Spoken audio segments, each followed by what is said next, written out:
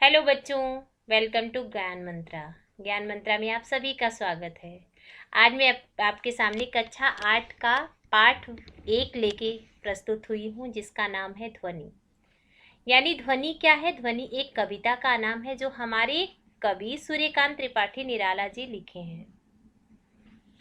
तो सूर्यकांत त्रिपाठी निराला जी कौन हैं, इनके बारे में थोड़ा सा हम नॉलेज ले लेते हैं। तो बच्चों, निराला जी का जन्म 1897 ईस्वी में बंगाल के महिषादल राज्य में मोदिनीपुर नामक गांव में हुआ था। इनकी आरंभिक शिक्षा घर पर ही हुई। इन्होंने बंगला, संस्कृत और अंग्रेजी का अध्ययन घर पर ही किया। उनके साहित्य के अलावा दर्शन शास्त्र व संगीत में भी रुचि थी। अपने निराले व्यक्तित्व के कारण ये हिंदी साहित्य जगत के निराला उपनाम से प्रसिद्ध हुए। तो ध्यान देने जैसी बात यहाँ पे क्या है? निराला। निराला यहाँ पे जो ये आप लोगों को दिखाई दे रहा है, सूर्यकांत त्रिपाठी निराला। निराला इनको उपनाम से इनको प्रसिद्धि मिली। किसमें मिली? साहित्य जगत में। सूर्यकांत त्रिपाठी निराला जी की प्रमुख रचनाएं हैं परिमल, अनामिका, अपरा, नए पत्ते, तुलसीदास, चोटी की पकड़, चतुरी चमार, पतन और पल्लव। रचनाएं मतलब यहाँ पे इनकी रचनाओं के बारे में बात किया गया है। यानी इनकी बहुत सारी कहानियां हैं, कविताएं हैं। हिंदी काव्य में इन्होंने स्वच्छंद छंद निराला जी की देन है। स्वच्छंद छंद जो है ये किसकी देन है? ये हमारे सूर्यकांत त्रिपाठी निराला जी की देन है। तो अब हम बच्चों ध्यान देते हैं कि आज की हमारी जो कविता है ध्वनि, ध्वनि की संदर्भ क्या है, उसका प्रसंग क्या है। यानी ये ध्वनि, ध्वनि का मतलब होता है आवाज। तो प्रस्तुत पंक्तियां जो है सूर्यकांत त्रिपाठी निराला द्वारा रचित कविता ध्वनि से ली गई है। इसमें कवि अपने जीवन के उत्कर्ष का वर्णन करते हैं। यानी उत्कर्ष, इन्होंने अपने जीवन में जो भी उत्कर्ष ग्रहण किए, उत्कर्ष पाया, उसी का ये क्या करते हैं? वर्णन करते हैं। किसके माध्यम से करते हैं? ध्वनि के माध्यम से, ध्वनि कविता के माध्यम से। अभी न होगा मेरा अंत, अभी अभी ही तो आया है मेरे वन में मृदुल वसंत।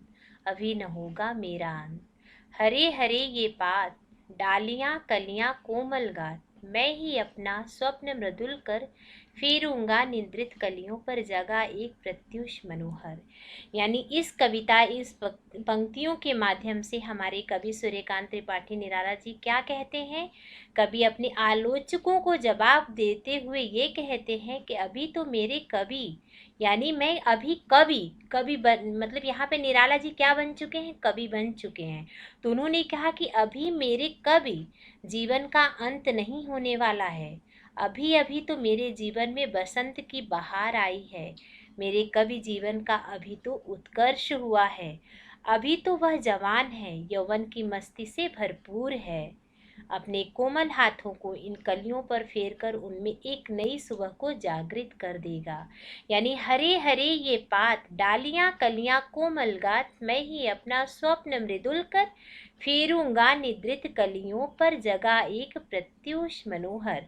यानी मैं क्या करूंगा? अभी तो वह जवान है, यौवन की मस्ती से भरपूर है।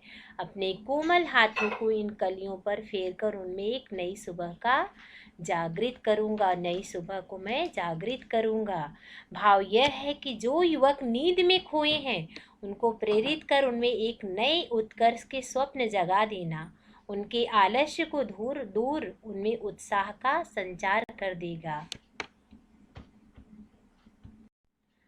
पुष्प पुष्प से तंद्रालस लालसा खींच लूंगा मैं, अपने नव जीवन का अमृत संहर्ष सींच दूंगा मैं। द्वार दिखा दूंगा फिर उनको, है मेरे वे जहां अनंत, अभी न होगा मेरा अंत। अर्थात मैं एक एक फूल से आलस्य को खींच लूंगा, अर्थात आलस में पड़े लोगों को जागृत करूंगा, उनके जीवन में अमृत प्रसन्नता भर दूंगा। जैसे बसंत के आने से लोगों के जीवन में एक नई उमंग का संचार होता है, वैसे ही मैं क्या करूंगा?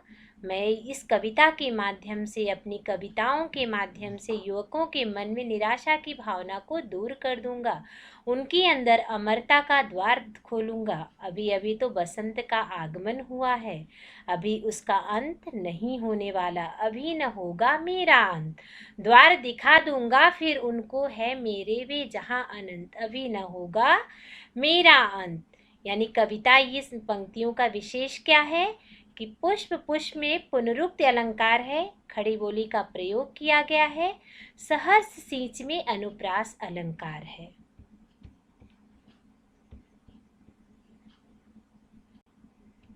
तो यहाँ पे मैं कुछ इस कविता से संबंधित कुछ कठिन शब्द लेके आई हूँ। मृदुल का मतलब होता है कोमल, सुखद, पात का मतलब होता है पत्ते, निद्रित का अर्थ होता है नींद में, प्रत्यूष, प्रत्यूष का अर्थ होता है प्रातःकालीन, कर का मतलब होता है हाथ, मतलब अर्थ, उसका मीनिंग।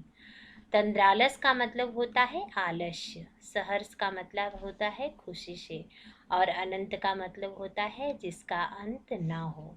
तो देखा बच्चों आप लोगों ने कि ध्वनि कविता के माध्यम से हमारे कवि सूर्यकांत त्रिपाठी निराला जी हमें क्या संदेश देना चाहते हैं। वो अपनी कविताओं के माध्यम से हमारे आलस्य को दूर भगाना चाहते हैं। तो उम्मीद है आप सभी को ये कविता बहुत अच्छे से समझ में आ गई होगी। आपको समझ में आया है तो आपके लाइक, आपके सब्सक्राइब की हमें अत्यधिक आवश्यकता है बेटा। हमारे वीडियो का जो जरिया है कौन है? आप हैं। हमारा उत्साह कौन बढ़ाएगा? आप। अगर आप लाइक करते हैं, कमेंट करते हैं और आप हमें बताएंगे कि आपको क्या नीड है, तो उस हिसाब से हम नए नए वीडियो बनाएंगे। बहुत बहुत धन्यवाद।